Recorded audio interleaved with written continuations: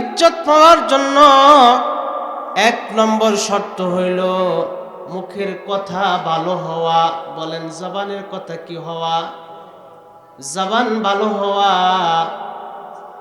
ভালো জবান যার হয়ে যাবে তার মর্যাদা মর্তবা আল্লাহর কাছে বেড়ে যাবে। দ্বিতীয় নম্বর হইল আল আমালুস সালিহু ইয়ারফাউহু। বান্দার নেক আমলগুলো বান্দাকে উপরের দিকে উঠায়। এক নম্বর হইল যখন বান্দার জবানের কথা ভালো হয় এই বান্দাটার ইজ্জত সম্মান বেড়ে যায়। দ্বিতীয় নম্বর হইল নেককার বান্দা, এই বান্দার মর্যাদা মর্তবা বাড়তে থাকে। যদি কোনো ব্যক্তি উপরের দিকে উঠতে চায়, কেউ লিফট ব্যবহার করে অথবা সিঁড়ি ব্যবহার করে, আল্লাহর কাছেও যদি কেউ মর্যাদা আর মর্তবা চায় তাহলে ওই বান্দাটার জন্য কর্তব্য হইল জবানে ফাহশা কথা বলবে না, জবানে ভালো কথা বলবে। ভালো কথা কোনগুলো? আল্লাহ পাকের জিকির, কোরআনুল কারীমের তিলাওয়াত, এগুলো হলো ভালো কথা। মুহাব্বত নিয়ে আল্লাহকে ডাকে। 10টা মিনিটের জন্য আপনি নিরালায় বসে বসে আল্লাহকে ডাকুন। আল্লাহর নামে এত মধু আর কোন নামের মধ্যে এত মধু নাই। আল্লাহর পেয়ারা বান্দা যারা রাতের আধারে নিরালায় বসে বসে মহান আল্লাহকে ডাকে, লা ইলাহা ইল্লাল্লাহ, লা ইলাহা ইল্লাল্লাহ, ইয়াদু মে তেরি সবকো বুলা দো, কোই না মুঝকো याद रहे, सब खुशियों को आग लगा दो, खाने दिल आबाद रहे, अब तो रहे बसो ताद में आखिर, अब तो रहे बसो ताद में आखिर, बिर्द जुबा आई मेरे इलाह, ला इलाहा इल्लल्लाह, ला इलाहा इल्लल्लाह। আল্লাহর নামে মধু আছে কি নাই? মুমিন বান্দা আল্লাহর নাম স্মরণ করে মজা পায়। দ্বিতীয় নম্বর হইল আমলে সলেহ। নেক আমল দ্বারা বান্দার মর্যাদা বাড়তে থাকে।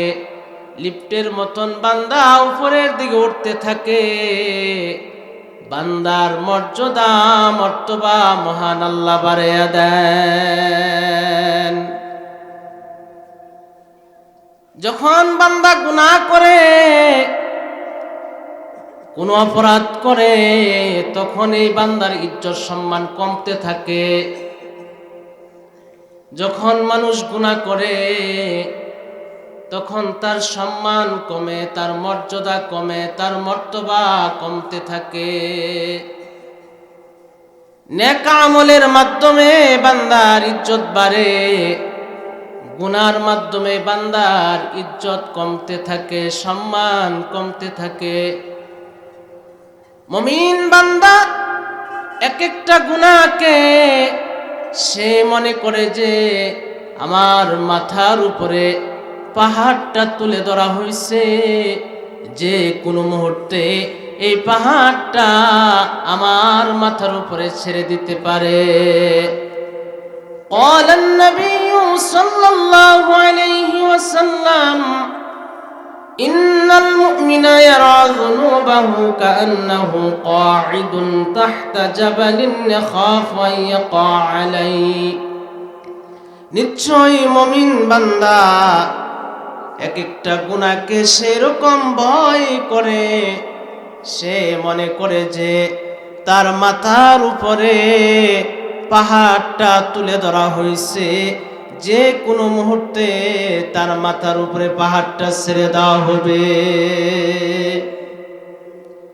আল্লাহর হাবিব বলেন ওয়া ইন্নাল ফাজরা ইয়ারা যুনুবাহু কাযুবাবিন মাররা আলা আনফিন, আর ফাজের বান্দা গুনাহগার সে গুনাহকে এত হালকা মনে করে, সে মনে করে নাকের ডুগায় মাছি বসছে আর হাত দ্বারা সে তাড়িয়ে দিল। মুমিন বান্দা একটা গুনাহকে মনে করে মাথার উপরে পাহাড়টা তুলে ধরা হয়েছে, যে কোনো মুহূর্তে এই পাহাড়টা মাথার উপরে ছেড়ে দিতে পারে। আর গুনাহগার বান্দা, ফাজের বান্দা, সে এক একটা গুনাহকে এত হালকা মনে করে যে নাকের ডুকায় মাছি বসছে আর সে হাত দ্বারা তাড়িয়ে দিল।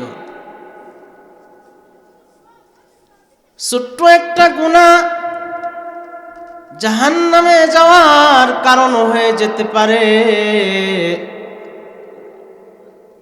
বান্দার ছোট্ট গুনাহটা জাহান্নামে যাওয়ার কারণ হয়ে যেতে পারে। আবার ছোট্ট একটা নেক আমল এটা জান্নাতে যাওয়ার কারণ হইতে পারে।